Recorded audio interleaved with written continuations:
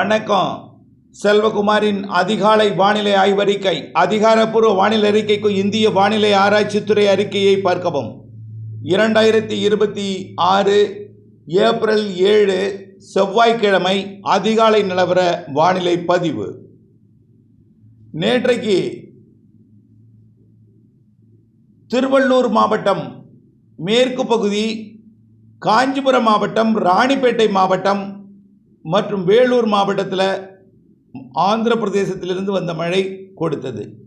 சென்னை மாநகரத்திற்கு நெருக்கமாக வந்து தூறல் நனைக்கும் மழைப்பொழிவையும் லேசான மழைப்பொழிவையும் ஒரு சில இடங்களில் கொடுத்தது. அதற்கு பிறகு நள்ளிரவிலே திருவண்ணாமலை மாவட்டம், திருப்பத்தூர், வேலூர் மாவட்டத்தின் தெற்கு பகுதியில் உருவாகி திருவண்ணாமலை மாவட்டம் மற்றும் கள்ளக்குறிச்சி, விழுப்புரம் மாவட்டத்தின் வடக்கு பகுதியில் மழைப்பொழிவை கொடுத்து அப்படியே செயலிழந்தது. ஆனால் திருக்கோவிலூர், சேத்துப்பட்டு, திருவண்ணாமலை, ஆரணி போன்ற பகுதிகளுக்கெல்லாம் செங்கத்திலிருந்து நல்ல மழைப்பொழிவு கொடுத்துருக்கோம். ஆனால் பரவலாக ஒரே மாதிரியே இருக்காது நல்ல மழை. இன்றைய நாளை பொறுத்த வரைக்கும், அதாவது கிழக்கு காற்று மேற்கு காற்று சந்திப்பு என்பது ஆந்திர எல்லையோர மாவட்டங்களில் மட்டுமே நடக்குது. அரபிக்கடலில் இருந்து உயரழுத்த காற்று குமரி முனை வழியாக குமரி கடல் மற்றும் மன்னார் வளைகுடா பகுதியில் நீடித்து கொண்டிருக்கூடிய காற்று சுழற்சிக்கு வந்து அப்படியே தமிழ்நாட்டின் கரையோரம் வழியாக ஆந்திர பிரதேசம், ஒடிசா, தெலுங்கானா பகுதியை நோக்கி பயணிக்கிறது காற்று. இதனால் கிழக்கு காற்று உள்ளே ஏறலை, மேற்கு காற்று உள்ளே வருது. வந்தாலும் ஃபோர்ஸாக வரல. அதாவது தமிழ்நாடு, கேரளாவை சுற்றி கொண்டு அரபிக்கடல் மற்றும் குமரிக்கடல், வங்கக்கடல் வழியாக பயணிக்கிறது. இதனால் என்ன ஆகுதுன்னா, வெப்பம் கொஞ்சம் 2 நாளைக்கு உயர்ந்திருக்கும், கொஞ்சம் கிழக்கு பகுதியே உயர்ந்திருக்கும். அதாவது தஞ்சாவூர், திருச்சி வரைக்கும் கூட உயர்ந்திருக்கும் 2 நாளைக்கு. அப்படியே உயர்ந்தாலும் 102க்கு மேலே போகாது. ஏதாவது ஒரு இடத்துல 104 போகலாம். அது வேலூர், கரூர் இந்த பகுதியாக இருக்கலாம். சூரியனின் குத்துக்கதிர் 10ஆம் தேதி குமரிமுனையை தொட இருக்கிற நிலையில் இன்னும் 3 நாள் தான் இருக்குது.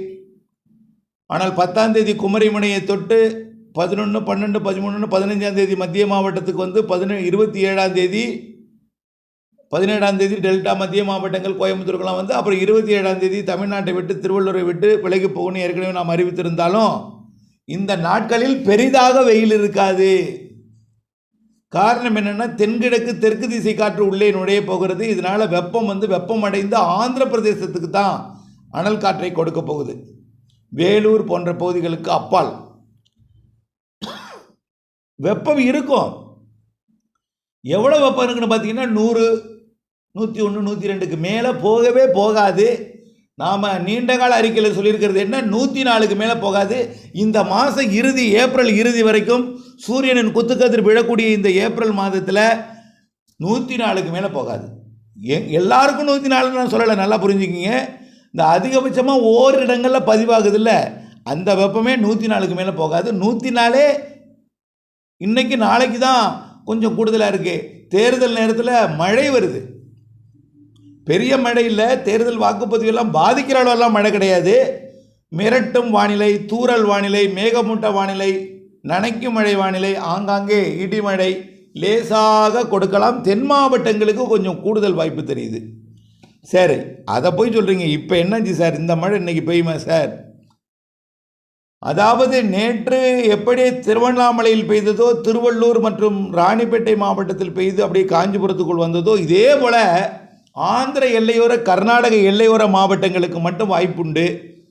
மேற்கு தொடர்ச்சி மலை மாவட்டங்கள், தென் மாவட்டங்களுக்கும் வாய்ப்புண்டு. ஆனால் பரவலாக பெரிய இடத்துல பெய்யாது. எப்படின்னா, நேற்றைக்கு முன்தினம் உப்பார் அணைக்கட்டு பகுதியில் பெய்தது, கொஞ்சம் அப்படியே குண்டடத்துக்கிட்ட பெய்யுது, குண்டடம். இதே போல் ஒரு சில இடங்களில் தான் பெய்யும், பரவலாக பெருசாக அடைத்து கொண்டு எல்லோருக்கும் பெய்யாது. இன்றைக்கு எங்கே பெய்யும் அப்படிங்கிறத பார்ப்போம். அதாவது இன்றைக்கு 7ஆம் தேதி செவ்வாய்க்கிழமை டெல்டாவிற்கே வாய்ப்புண்டு. தெற்கு டெல்டாவிற்கு கூடுதல் வாய்ப்பு இருக்குது மாலை இரவில். அப்புறம் தெற்கு டெல்டா, அப்புறம் அப்படியே புதுக்கோட்டை கடலோரம், ராமநாதபுர கடலோரம், சிவகங்கை மாவட்டம், புதுக்கோட்டை மாவட்டத்தோட கொஞ்சம் உள்ளே ராமநாதபுரம், அப்புறம் அப்படியே பார்த்தீங்கன்னா தூத்துக்குடி, திருநெல்வேலி மாவட்டத்தில் ஓரிரு இடங்கள். நான் மாவட்டத்தை அறிவிக்கிறேன்னா எல்லோருக்கும் பெய்யும் என்று நினைத்து விடாதீர். மாவட்டத்தில் எத்தனையோ கிராமங்கள் இருக்கும், அத்தனை கிராமத்திலையும் பெய்யாது, ஏதாவது ஒரு சில கிராமங்களில் பெய்யும், அவ்வளவுதான். குறைவான பரப்பில் தான் மழை இருக்கும் அப்படின்னு நான் சொல்கிறேன். காரணம் என்னென்னா, மேற்கு கிழக்கு திசை காற்று சந்திப்பு என்பது பெரிய அளவிலே நடைபெறவில்லை. வெப்பத்தால் காற்று லேசாகி குவிப்பதற்கு பதிலாக கடலுக்குள்ளே இறங்கி ஆந்திர பகுதியை நோக்கி போகுது, ஆந்திர கடலோரத்தை நோக்கி போகுது. ஆக குவிதல் என்பது இல்லாமல், தேக்குதல் தடுத்தல் என்பது இல்லாமல், வெப்பத்தால் லேசாகி மேலெடுக்கலை, அப்படியே ஆந்திர பிரதேச கடலோரத்தை நோக்கி போகுது, ஒடிசா நோக்கி போகுது. அதனால் வெப்பத்தால் லேசாக்கி மேலெழுந்த காற்றை தடுப்பதற்கு, தேக்குவதற்கு கிழக்கு காற்று ரொம்ப தாமதமாக தொடங்கி கொஞ்சமாக கொடுக்கும் உள்ள ஆந்திர எல்லையோரத்தில், அப்படி தான் சொல்லலாம். ஆக இன்றைக்கு தென் மாவட்டங்கள் ஒரு சில இடங்கள், தென் கடலோரம் ஓரிரு இடங்கள், டெல்டாவில் ஒரு இடங்கள், அப்புறம் ஆந்திர எல்லையோர மாவட்டங்கள்லையும் ஓரிரு இடங்கள் வாய்ப்புண்டு. மேற்கு தொடர்ச்சி மலை மாவட்டங்களில் ரொம்ப குறைவான பரப்பில் மழை இருக்கும். பார்த்தீங்களா, இப்போ நான் என்ன சொல்கிறேன்னா, மழை உங்களுக்கு பெய்யும்னு நீங்கள் நினைச்சிடக்கூடாது. அதே நேரத்தில் பெய்யாமல் பெய்யாது. உளுந்து அறுவடை, எள் அறுவடை, பல்வேறு அறுவடை பணிகளை மூடி பாதுகாத்திட வேண்டும். எங்கே வேணாலும் பெய்யலாம், ரொம்ப குறைவான பரப்பில் இருக்கும். மழையை எதிர்நோக்கி எந்த பணியும் செய்ய வேண்டாம், அது எந்த இடத்துல வேணாலும் பெய்யலாம். ஆகவே இதுவரைக்கும் மழை எதிர்நோக்கி ஏதாவது உரரை போட்டிருந்தீங்கன்னா பருத்திக்கோ, இன்றைக்கு எதிர்பாருங்க, இல்லையா பெய்யலையா இன்றைக்கி நைட்டுக்குள்ளே, இல்லைன்னா தண்ணீர் பாய்ச்சிடணும், புரியுதுங்களா நாளைக்கு. ஆனால் மழை 8ஆம் தேதி வரை இருக்குது, நாள் நெருக்கிட்டு, இன்றைக்கி 7, நாளைக்கு 8, இன்றைக்கும் நாளைக்கும் தான் கிழக்கு கடலோரம் டெல்டாவிற்கு. அதுக்கப்புறம் மேற்கு மாவட்டங்களுக்கு 12ஆம் தேதி வரை இருக்கும். மேற்கு தொடர்ச்சி மலை மாவட்டங்கள், தென் மாவட்டங்களுக்கு இப்போ தென் மாவட்ட மேற்கு தொடர்ச்சி மலை, மேற்கு தொடர்ச்சி மலை பகுதிகளுக்கு, கொடைக்கானல் 12ஆம் தேதி வரை இருக்குது. 13க்கு மேலே 18ஆம் தேதி வரைக்கும் கேரளா கர்நாடகாவிற்கு, கேரள கடலோரம் கர்நாடக கடலோரத்துக்கு தொடர்ந்து இருந்துகிட்டே இருக்கும். ஆக தமிழ்நாட்டை பொறுத்த வரைக்கும் இன்றைக்கு நாளைக்கு எதிர்பாருங்கள். அப்புறம் மேற்கு தொடர்ச்சி மலையில் 12ஆம் தேதி வரை எதிர்பாருங்கள். அப்புறம் கர்நாடக எல்லையோரம் 10ஆம் தேதி வரை எதிர்பாருங்கள். ஆக இன்றைக்கு நாளைக்கு கடலோரம், நாளை 10ஆம் தேதி வரை கர்நாடக எல்லையோரம், ஆந்திர எல்லையோரமும் 8ஆம் தேதி வரை தான். கர்நாடக எல்லையோரம் 10ஆம் தேதி வரை, கேரள எல்லையோரம் 12ஆம் தேதி வரை.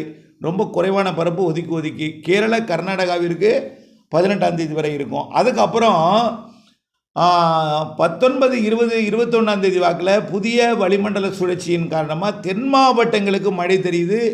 21, 22, 23 தேதிகளில் அது மேற்கு தொடர்ச்சி மலையோட வடக்கு பகுதிக்கும் நீலகிரிக்கும் அதே போல் தேனிக்கும் கொடுக்கலாம். தென் மாவட்டங்கள் மேற்கு தொடர்ச்சி மலை உறுதியாக தெரியுது, தென் மாவட்டங்களின் உள்பகுதி தெரியுது. இதில் காற்று சுழற்சி ஒன்று புதிதாக ஒரு சிஸ்டம் வரக்கூடிய 22ஆம் தேதி 23ஆம் தேதிக்கு அப்புறம் சுமத்ரா தீவரிகை உருவாகி இருக்குது. இது எங்கே நகரும் என்பதெல்லாம் நம்ம மாத இறுதியில் நாம் எங்கே அந்த சிஸ்டம் போகுங்கிறதெல்லாம் ஆய்வில் இருக்குதுன்னு சொல்லியிருக்கிறேன். அதே போல் அரபிக்கடலையும் மே முதல் வாரத்தில் உருவாகுது. வெப்பத்தை பொறுத்த வரைக்கும் அச்சப்படும்படியாக இருக்காது. ஆகவே நம்ம உடல் வெப்பத்தைக்கு சமமான வெப்பம்தான் கிழக்கு கடலோரம் இருக்கும். மேற்கே போக போக நம்ம உடல் வெப்பத்தை விட கொஞ்சம் கூடுதல் அசௌகரியம் நிலவினாலும் அது ஓரிரு மணி நேரம் தான் நிலவும். ஆகவே ரொம்பவெல்லாம் கவலைப்பட வேண்டாம். அச்சமோ பீதியோ வெப்பம் குறித்து அச்சப்பட வேண்டிய தேவையில்லை. ஆகவே மழை பொழிவையும் நீங்கள் ரொம்ப எதிர்பார்க்காதீங்க. ஆங்காங்கே ஒரு சில இடங்களில் இருக்கும். அறுவடை விவசாயிகள் மட்டும் முன்னெச்சரிக்கையில் இருந்தால் போதும். தொடர்ந்து வானிலை அப்டேட்ஸோடு இணைந்திருங்கள். இதுவே உறுதியானது அல்ல. தொடர்ந்து அப்டேட்ஸோடு இணைந்திருந்து மாறுதல் அறிந்து திட்டமிட்ட வேளாண்மை செய்து லாபம் அடைந்திட அன்போடு கேட்டுக்கொள்கிறேன். நன்றி.